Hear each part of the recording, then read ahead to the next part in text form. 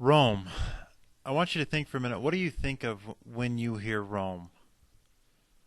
What type of words come up? A lot of people think of gladiators.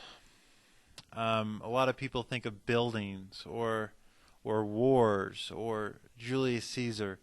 Um, we know quite a bit about Rome, actually. Probably more about Rome than we did about Greece. Because Hollywood has been in love with Rome ever since there was a Hollywood. They've been making movies about Rome. We've been watching those movies. Uh, People are really obsessed with Rome here in America. And part of the reason why is we have so much in common with Rome. And I hope that you'll see that throughout this unit. The first thing that I want to talk about during this webcast is geography and then the foundation myth. Basically, how did Rome get there according to their beliefs or their foundation myth? This is the map that is going to be on your exam. This is the exact map. And I'm going to ask you things like, where is Rome? So you'll have to label Rome. Draw on the Tiber River, the Po River. Draw the Alps and label them. Label Gaul, Spain, Carthage, Sicily. And you'll have to know that. And also the seas. You'll have to know the seas. We did a map in class, and so that will become your study tool. But this is the exact map that you'll see. So this is a satellite picture of the same area. What I want you to focus on is all the green and the yellow. The yellow is obviously desert, and then the green has fertile soil. So we look at the Italian peninsula right here, and we see that it's pretty green, especially right here through the center. So the question is, why is it fertile? Here's a close-up view of it. Right along here, you can barely see it right along there, but there's a river, and I'll show you an up-close picture of that. That's exactly where Rome is, and this river runs right through it. The other thing about Rome is it's in the center of the Italian peninsula, which allows it to kind of survey the entire place.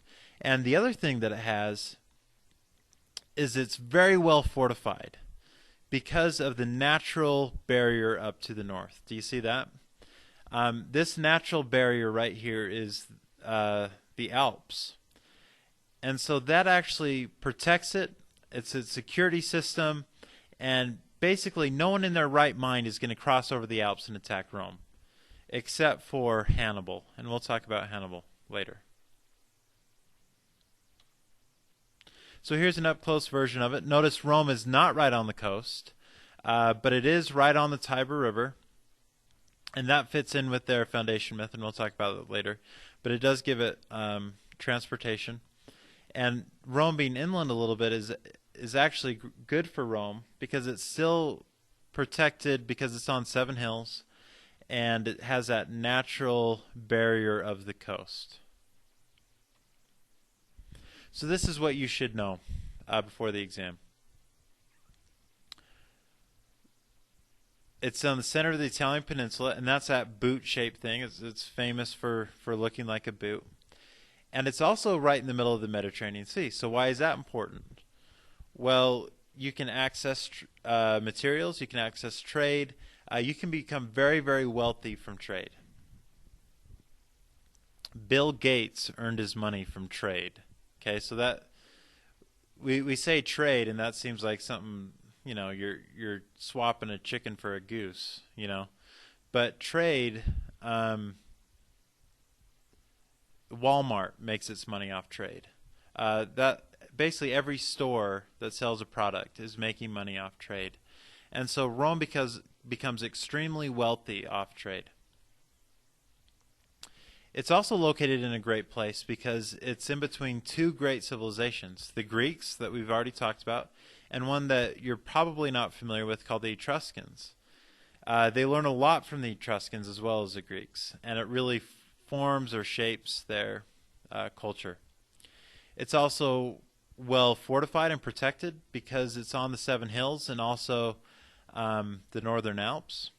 And it's right on fertile soil because it's built right on the banks of the Tiber River.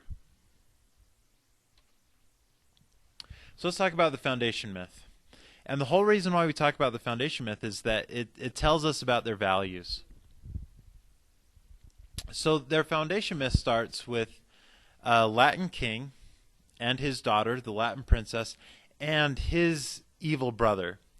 His brother wants to take over the throne. So what he does is he basically locks up the king, and he banishes the princess and locks her up in a temple, the temple dedicated to Mars, because he did not want the princess to have any children, because if she had children, they would be the rightful heir to the throne, right? So he wants to avoid that.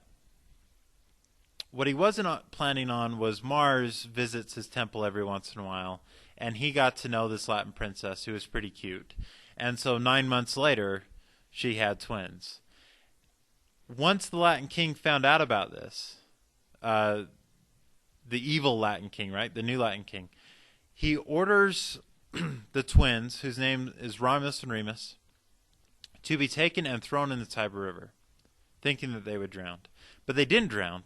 One reason why they didn't drown was, hey, their father is Mars. He's a god. They're no normal babies, right? They're super babies. And the other reason is that a she-wolf, after being asked by Romulus and Remus's father, the god of Mars, pulled Romulus and Remus out of the Tiber River and took care of them and made sure that they survived. The story also goes that a woodpecker also provided them with food, and the she-wolf provided them with milk.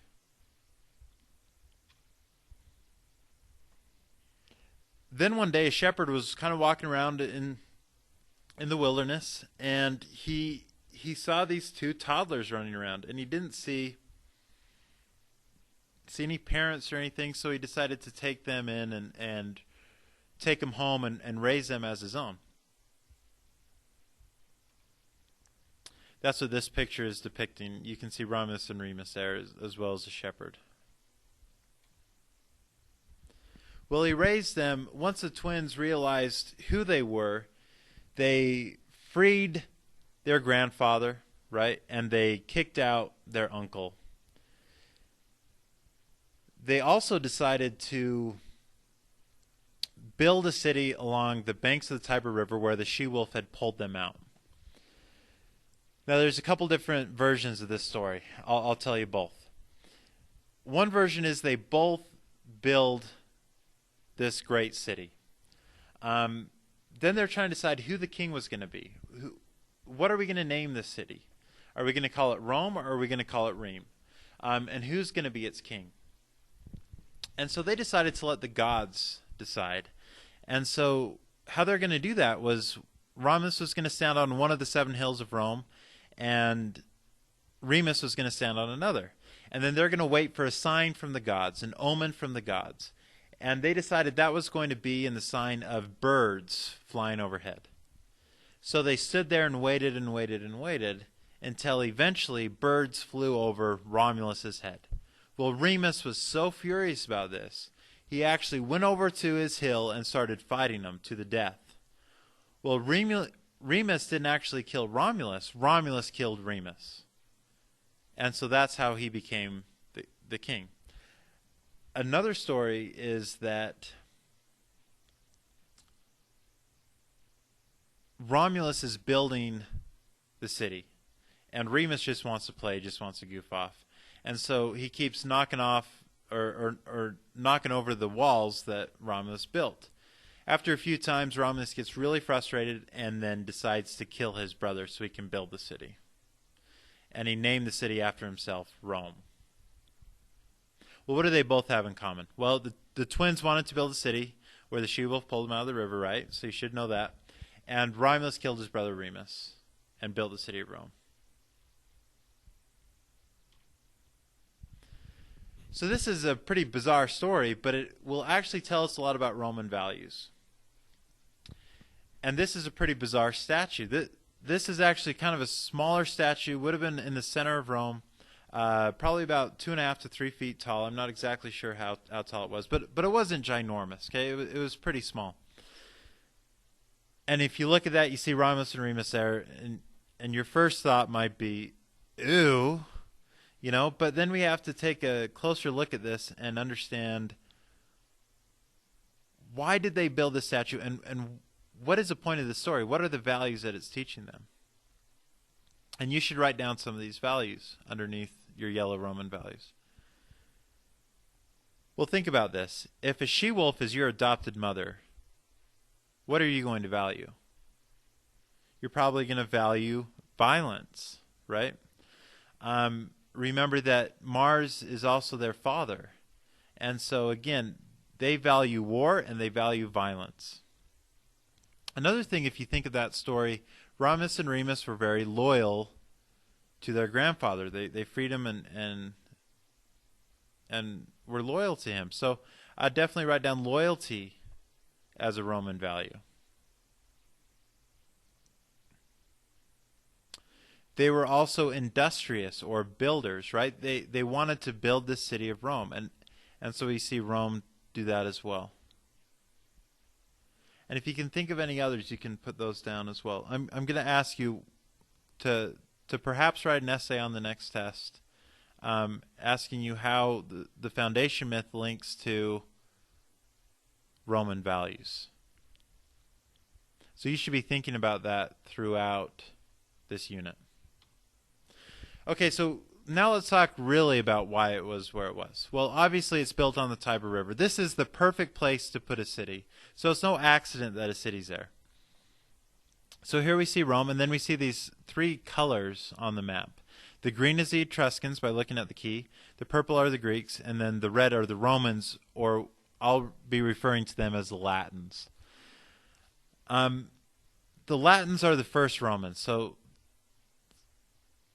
we can see that they started in between the Etruscans and the Greeks. So let's talk about what they learned from them. So the question is, where did the Romans come from? Well, the Latins were the first Romans, and they're farmers and shepherds. Farmers and shepherds don't build big cities, do they? They're kind of independent. They don't really form large communities.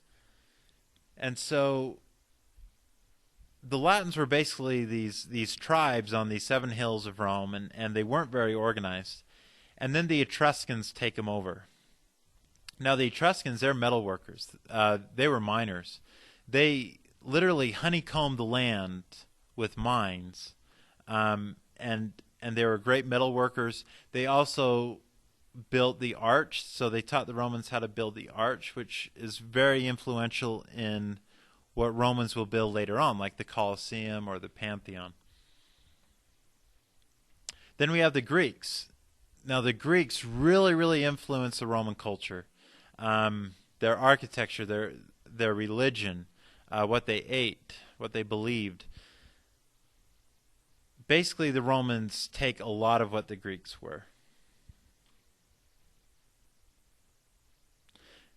Now I want to show you a little bit of Google Earth. And again, this is a free program if you haven't seen this in class already. And what's cool is we can take these satellite pictures and zoom in. So here we have the Italian peninsula, right? I just zoomed in on it. Actually, let me zoom out. Here we have the Alps that protects it. And it's pretty cool to go through these and kind of check some stuff out. To find Rome, now Rome isn't labeled on this because I clicked off it. But it's pretty easy to find because we find these two lakes, these crater-looking lakes, and we zoom in just below them, and we're going to look for a river, right? What is that river called? It's the river that Romulus and Remus were pulled out of. It's called the Tiber River, okay? So I know that Rome isn't on the coast, right? It's inland a little bit. So I'm going to follow this river. Notice how it kind of twists and turns a little bit until I come to Rome. Now notice Rome isn't inland that much. And then I see some pretty cool stuff here. I see St. Peter's Basilica. Here's the Vatican. This is where the Pope lives. This is actually the Pope's apartment. I can actually see one of the more famous buildings in Rome called the Pantheon. And we'll talk about this. This is a temple. When I went to Rome, this is by far, in my opinion, the coolest building I saw, not only in Rome, but all of Europe. This is just really a phenomenal building. So it pops up the 3D version a little bit. However, it's not the most famous. The most famous would be right here, obviously. In fact, I'm going to click off these 3D buildings. Here's the Colosseum. We're going to talk about this area quite a bit. So we'll talk about the Colosseum. We'll talk about what's called the Hippodrome, or the chariot races. And then right in between the two is the Forum. Now, it's no coincidence that the Forum is built in between the Colosseum and the chariot races, because we think of those things as entertainment. However, politicians saw that as a tool to control the masses, and so we'll learn about that as well. Along with this webcast, I'll